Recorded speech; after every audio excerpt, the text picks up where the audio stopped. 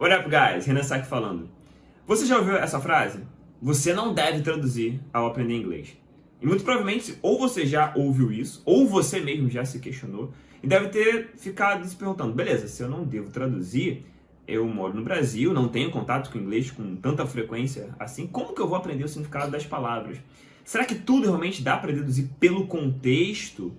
E aí você fica na dúvida, tá, e se eu fizer isso, é isso que vai prejudicar a minha fluência? Será que eu nunca vou pensar em inglês se eu traduzir? Se você já pensou essas coisas, você faz parte da maior parte das pessoas que também se depararam com essa pergunta e ficaram com medo de traduzir ou não. Então, e aí? O que você acha? Você deve traduzir? Você não deve traduzir? Só que a resposta é bem simples. Depende.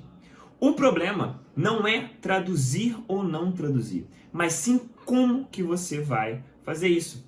Porque se você, vamos ver um contexto aqui bastante simples e bastante visual. Se você está lendo o texto, você vê uma palavra que você não conhece.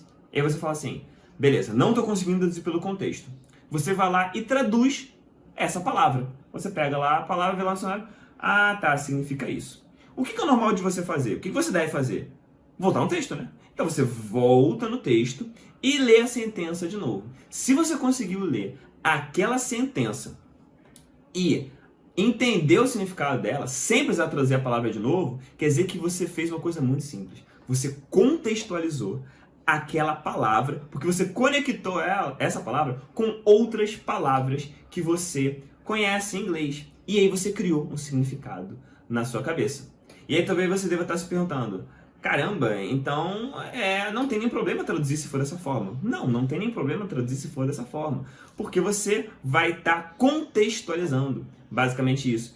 E quando você faz isso, percebe que mesmo que você tenha visto por alguns instantes a palavra em português, mesmo que você tenha visto isso, o movimento de você ter contextualizado essa palavra, lido a sentença em inglês, você distanciou essa palavra em português da sua cabeça, de uma maneira que você conseguiu ver essa palavra num contexto em inglês.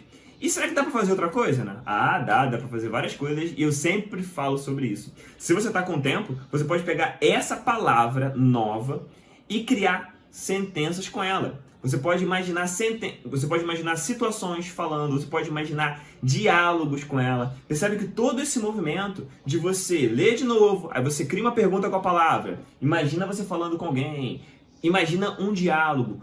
Tudo isso você está meio que soterrando aquele seu movimento, aquela sua atitude de ver a palavra em português. Por que muitas pessoas ficam com esse medo de traduzir? Primeiro que muitas pessoas traduzem do jeito errado, elas traduzem palavra por palavra. E segundo que se tem uma crença de que você nunca deve traduzir. Sendo que se você fizer dessa forma, você vai aprender bastante, porque você vai não só expandir o seu vocabulário, mas como também a sua compreensão. Então não tem nenhum problema você fazer desse jeito.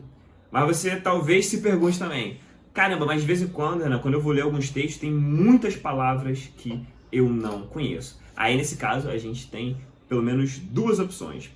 Você pode procurar textos mais fáceis, que tenham menos informação nova. O que acontece? Para um texto ser considerado bom em uma língua estrangeira, eu penso assim, ele tem que ter no máximo 20, 25% de informação nova. Se ele tem mais que isso, fica muito difícil para o nosso cérebro conseguir conectar as informações, porque basicamente como a gente aprende, o mecanismo que acontece na nossa cabeça é o seguinte, a gente junta informação antiga com informação nova. É isso que possibilita a gente aprender. Se você for parar pra ver, isso acontece com você o tempo inteiro. Se você joga algum jogo, se você pratica alguma luta, se você... tecla, por exemplo, isso aconteceu muito comigo. Eu não teclava tão rápido, mas com o tempo, porque era muito complexo a posição das letras. Depois de determinado momento, eu quase não olho mais pro teclado. Por quê? Aquilo que era complexo, que era muita informação nova, que eu não sabia onde é que estavam as letras, conforme começou a virar informação antiga, porque eu comecei a praticar, a própria repetição faz isso. Então, você já passou por isso, e se você pratica alguma coisa, você faz isso, às vezes, sem perceber. Então, quando você pega um texto que tem um grau de informação nova mais baixo, 20, 25%, não quer dizer que não vai ser trabalhoso, que você vai ter que fazer aquilo que eu falei para você. Para, vê, volta, contextualiza, se tiver com tempo, cria uma pergunta, responde, vai dar tempo. Mas não vai ser tão trabalhoso quanto você pegar um texto que tem um grau de informatividade muito alto, sei lá, 60%, 70%. Aí a gente vai para a segunda opção. Às vezes não tem jeito. Eu não sei qual é a sua realidade, talvez você tenha que ler textos que têm uma complexidade muito alta, ou talvez você goste desses textos que têm uma complexidade muito alta. E aí, qual é a solução? Devo abandonar o texto? Não. A solução, na verdade, é muito simples. Você precisa de mais tempo. Então, vamos supor, se você precisa ler o texto para sábado, e você começa a ler ele na sexta, vai ser muito ruim para você. Porque você vai fazer um esforço muito grande, você vai conseguir entender pouca coisa, e fora que você vai estar com o português muito presente, porque você vai estar traduzindo o tempo inteiro. Então, a ideia é, quanto mais tempo você tiver, melhor. Vamos supor que você tenha uma semana, um texto que tem, sei lá, 70% de informação nova, de palavras novas que você não conhece. O que você precisa fazer? Todo dia você lê um pouco, pesquisa, volta. E isso é até legal porque quando a gente dorme, o nosso cérebro revisa toda a informação que a gente teve durante o dia. E quando a gente faz isso, a gente está aprendendo, criando novas conexões. Por isso que quem estuda sempre, quem estuda pouco, mas estuda sempre, tem muito mais resultado de pessoas que estudam pontualmente, uma vez por semana. Então esse é um dos princípios que você precisa aplicar. Então se você tem tempo, se você tem você tem tempo, faça isso. Se você não tem esse tempo, você vai ter que arranjar um jeito de conseguir esse tempo para você realmente ter uma aprendizagem boa do inglês e distanciar o português. Beleza? E em questão de série, o que eu devo fazer? Uma coisa muito simples que você pode fazer quando estiver vendo uma série deixa a cena rolar. Quando vê uma palavra que você não conhece, tem pessoas que cada um prefere fazer uma coisa. Tem gente que prefere colocar lá, mudar a legenda para ver o significado daquela palavra, para ver já a tradução ali. Tem gente que prefere pausar mesmo e ver e procurar o significado da palavra em dicionário online para ver outras opções. Você pode fazer o que você achar melhor, mas uma coisa que faz muita diferença nesse caso é o quê? É você pegar, ver o significado da palavra. Agora, se você está vendo série, muito provavelmente tem aquele botãozinho que você pode voltar 10 segundos ou adiantar 10 segundos. E esse botãozinho vai fazer uma diferença absurda no seu aprendizado, que é o quê? Viu o significado da palavra, volta. Esse simples gesto vai fazer com que você olhe para aquela palavra, você contextualize e entenda de uma outra forma. Você vai estar fortalecendo muito mais as suas conexões. É simples, você pode voltar 10 segundos e aprender muito mais, ou simplesmente deixar a cena rolar e você até vai saber o que é aquela palavra depois, talvez até esqueça, não há como prever. Mas se você tem esse cuidado de voltar 10 segundos, prestar atenção, contextualizar, isso faz muita diferença. Faz isso durante uma semana que você vai perceber. Beleza? Então, essas são coisas que você pode fazer para poder colocar em prática. E quando você está conversando com alguém em inglês, esse é um dos melhores exemplos. Por quê? Porque ele trabalha com a necessidade. Se você estiver conversando com uma pessoa, você precisa comunicar a sua ideia para a pessoa. Então, se você não sabe como se pronuncia uma palavra, ou se você não sabe o significado de uma palavra, ou você procura no dicionário, ou você pergunta para a pessoa. Se tiver online, tu pode pesquisar no dicionário online. Mas uma coisa que você não pode fazer é simplesmente ver o significado da palavra e não falar.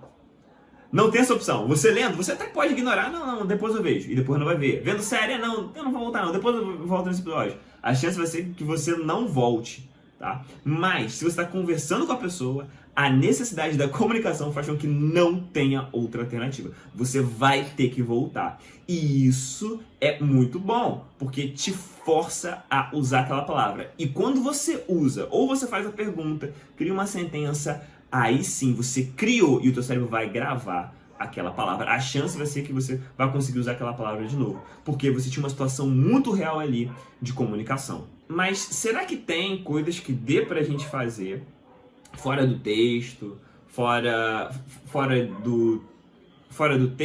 de textos, fora de séries, que vão ajudar a gente a compreender melhor?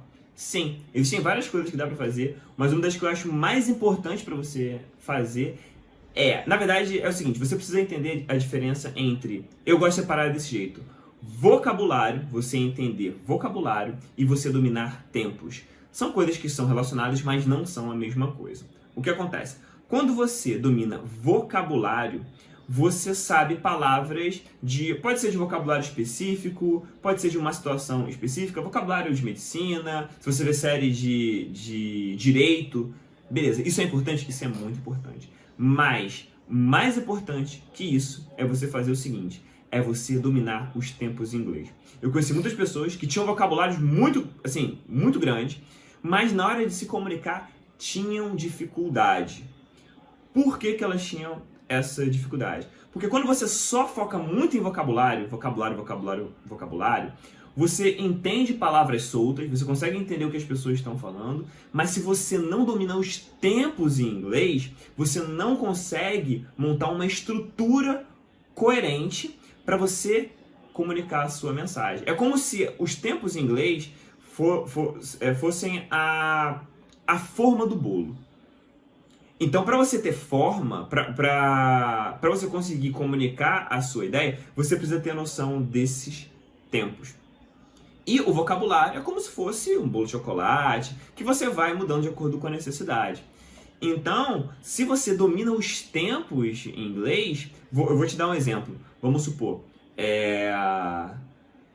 que você já domina todos os tempos em inglês, mas você não conhece o verbo travel. Se você já domina todos os tempos em inglês, quase que impossível você não conhecer o verbo travel, que é um verbo bastante básico, que é viajar. Mas vamos trabalhar com esse exemplo. Se você conhece o verbo, se você acabou de se deparar com o verbo travel, travel, viajar, tá, tranquilo. Se você não domina os tempos em inglês, você, travel, viajar, tá, legal. Você vai talvez conseguir criar uma frase no presente, I travel every year, beleza.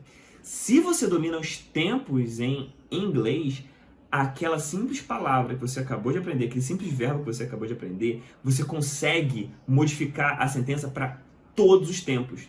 Você tem muito mais flexibilidade. Então você pode falar, por exemplo, I will travel tomorrow. Vou viajar amanhã. Se você sabe que ele é um verbo regular, você pode falar I traveled last year, com EDzinho no final. I traveled last year. Você também pode usar o going to. I'm going to travel this weekend. Vou viajar esse final de semana. Você pode falar que você gostaria de viajar. I'd like to travel. Percebe o poder que você passa a ter? Porque você não aprendeu só a palavra. A palavra, beleza. Mas como você já tem uma forma já na tua cabeça de todos os tempos, você consegue adaptar ele para várias coisas. E isso quando você está lendo, quando você está vendo episódio de uma série, é fundamental para você conseguir aplicar isso para todas as formas. Então, percebe que não é questão só de traduzir. Se você, beleza, você viu que travel ali é viajar, tranquilo. Mas você já tem na tua cabeça já os padrões, já os tempos.